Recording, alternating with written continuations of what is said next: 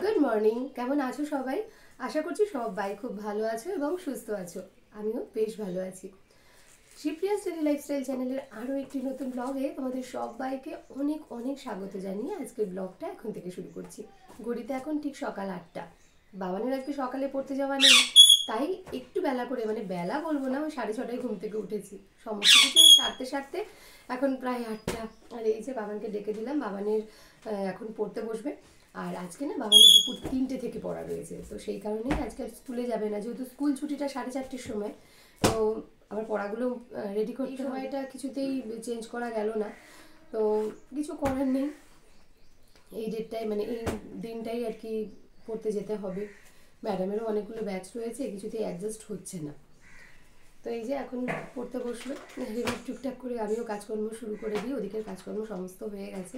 এই ঘরটা ঝাড় দিয়েছি, ওই ছোটো ঘরটা এখনও ঝাড় দেওয়া হয়নি, তো সেইটা করে নিয়ে তারপর আবার জলখাবার বসাবো, সমস্ত কিছু করবো। তো বাবার কিন্তু এখন বেশ মন দিয়ে পড়ছে, মানে ওর মধ্যে একটা জিনিস এসেছে যেটা আমি দেখলাম রেজাল্ট পাওয়ার পর। যেহেতু রেজাল্টের নাম্বারটা এবার একটু কম হয়েছে, তো সেই কারণে কিন্তু ভীষণ ডিটারমাইন্ড হয়ে গেছে এখন বাবান।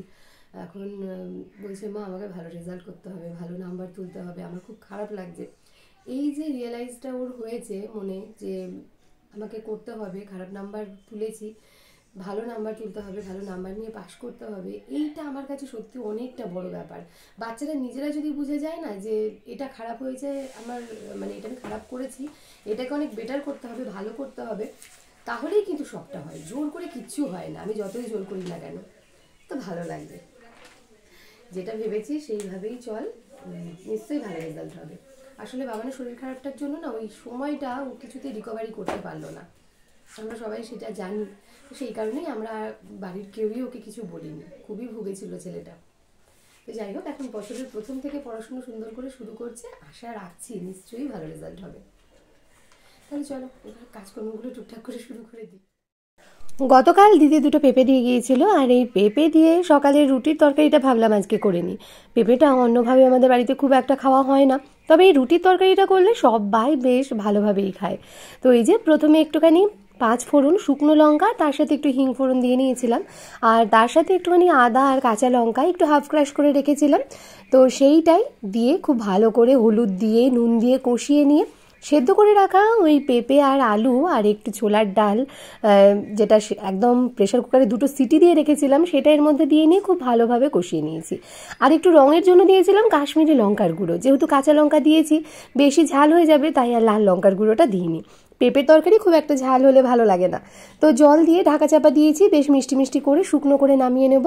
আর আটাটা এখনও মাখিনি, আটাটাও মেখে নিতে হবে। আর এদিকে চাল ধুয়ে একেবারে রেডি করে রেখেছি, ভাতটাও বসাতে হবে। আর চিংড়ি মাছটা ফ্রিজ থেকে বের করে রেখেছি, আজকে চিংড়ি মাছটা দিয়ে পটল চিংড়ি রান্না করব।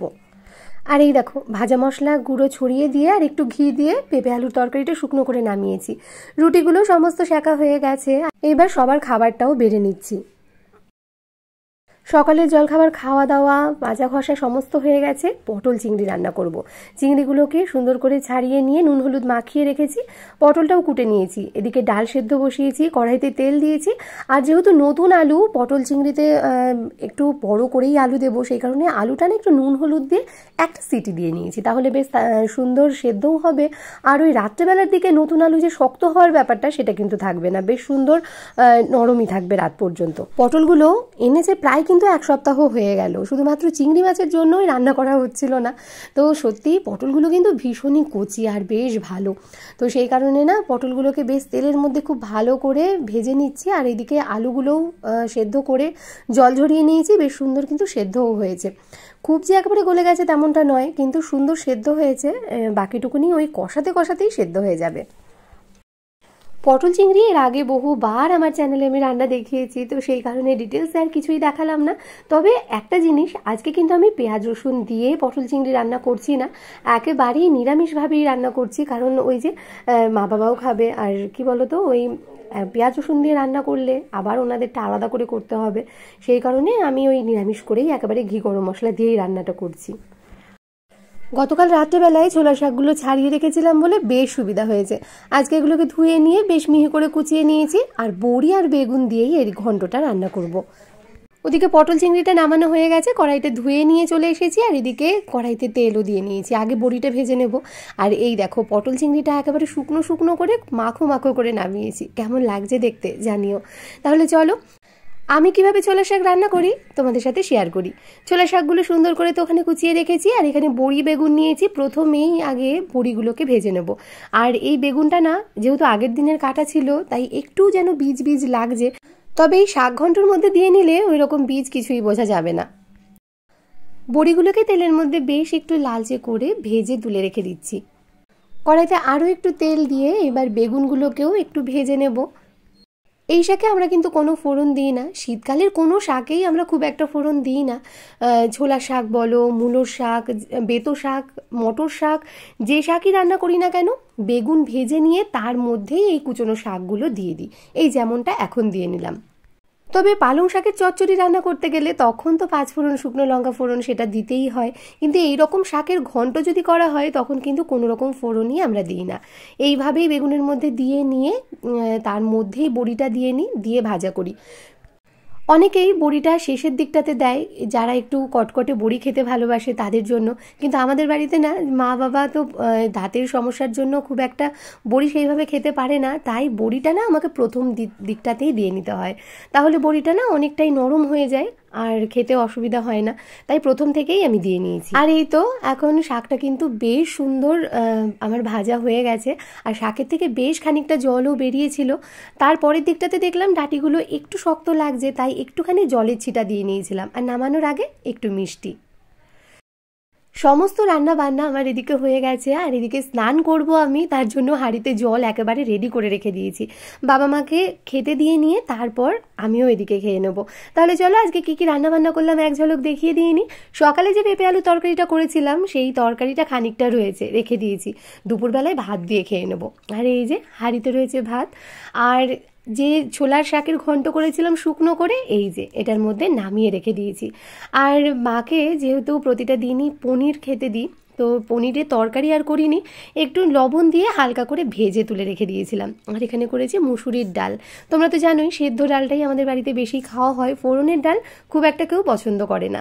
তো ডাল করে নিয়েছি এদিকটাতে, আর তার সাথে এখানে রয়েছে আজকের স্পেশাল পটল চিংড়ি। তবে পেঁয়াজ রসুন ছাড়াই একেবারে নিরামিষ করে, খেতে কিন্তু খারাপ লাগেনি, ভালোই হয়েছিল, যেহেতু পটলটাও বেশ কচি ছিল।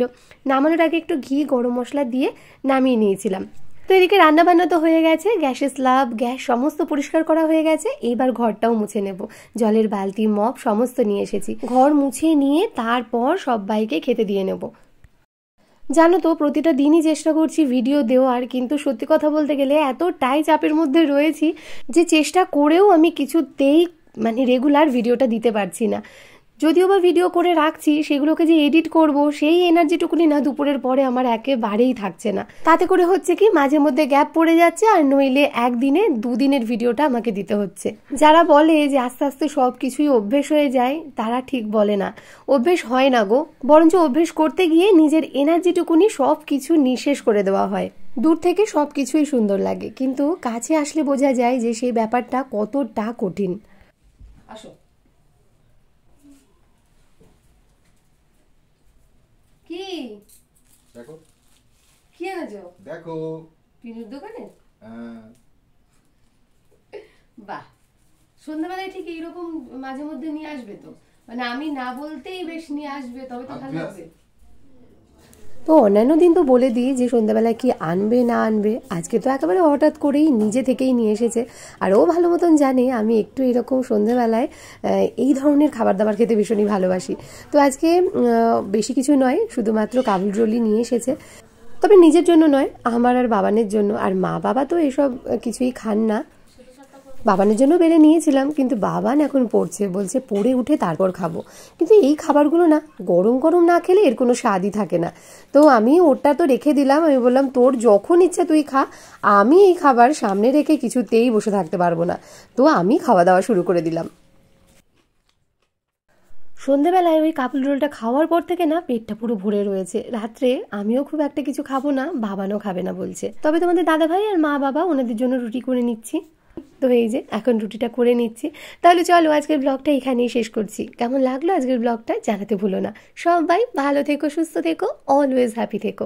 আর হ্যাঁ, আমায় মনে রেখো, আমার ভিডিওর অপেক্ষায় থেকো। তাহলে আজ আসি, গুড নাইট।